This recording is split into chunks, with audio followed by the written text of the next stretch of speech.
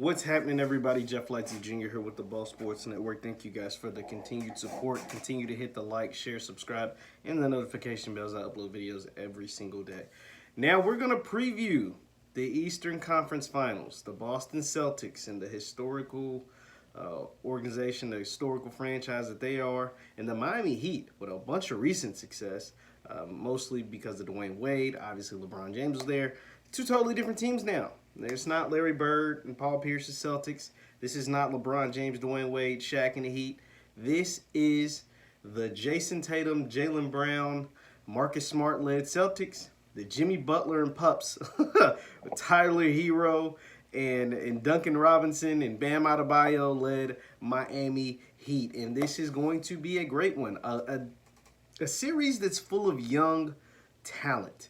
A series full of great players, a series full of guys who will be able to dominate the Eastern Conference for years to come. A bunch of great players, a bunch of really good coaches on both sides. And this is a tough one, man.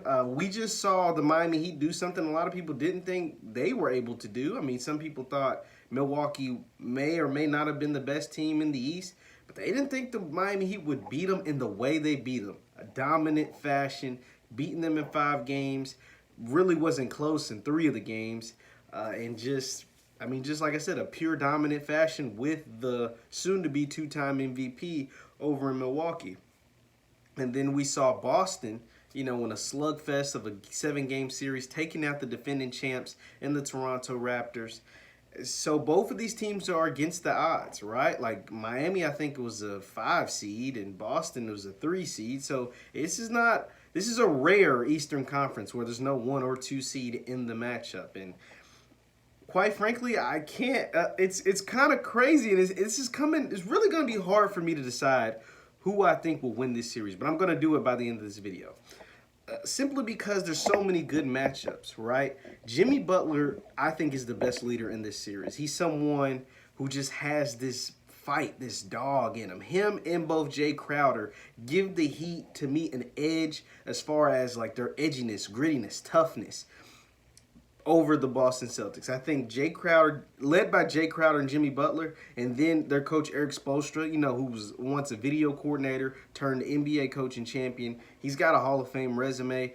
I think that right there is by itself is great. And then guys like Tyler Hero, who are scrappy, Goran Dragic, who's bounced around the league a little bit, really scrappy players for the Heat. Guys that have never really been, there's a bunch of guys on the Heat, throughout their basketball career were never really the best, never really jumped the highest or ran the fastest or highly ranked recruits. I mean, besides Tyler Hero, he went to Kentucky, but Bam went to Kentucky as well. But Jimmy Butler, Jay Crowder, Goran Dragic, Kelly Olynyk, these aren't guys that were, world beaters. Kelly Olynyk went to Gonzaga. Nobody really, at least I didn't really think he would be that great of an NBA player, but he's turned himself into something. Bam Adebayo became an all-star this year. Like, he's really impressed me as well. And Tyler Hero is a guy who just knocks down shots, big shots, clutch shots when they need them. And Duncan Robinson is a just lights out shooter who never had a play called for him in Michigan, who I think was undrafted and who was turned into a real legit one of the best shooters in the NBA. The Heat have a lot of that going for them.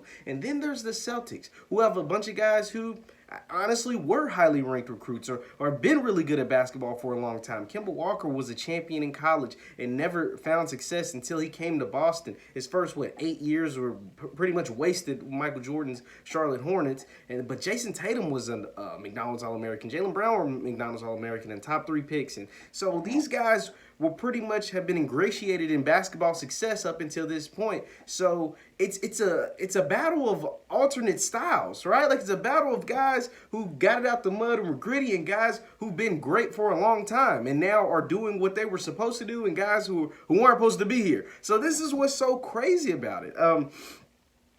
So I'm really torn between the two. I love the matchup. I love the change in styles. I love the coaching matchup because Brad Stevens is supposed to be, the best basketball coach in the NBA, right? Like the up-and-comer, new, next great. NBA coach, and this is his chance on a major stage to prove that he is that guy that a lot of people have been saying he is for years now. He's always helped develop talent that maybe weren't as good to overachieve, whether it was at Butler or whether it was teams led by Isaiah Thomas and things like that. And then there's Eric Spoelstra. Like I said, he was once a video coordinator turned NBA champion, and he's proven that he is a great NBA coach, even though he doesn't get the credit I think he deserves in that regard, simply because he has had, he was able to coach LeBron James and Dwayne Wade. So this is, I keep saying it, but this is going to be a tough one. If I have to choose, you putting a gun to my head, making me choose a winner of this series and to go on to the NBA Finals. Whew, man.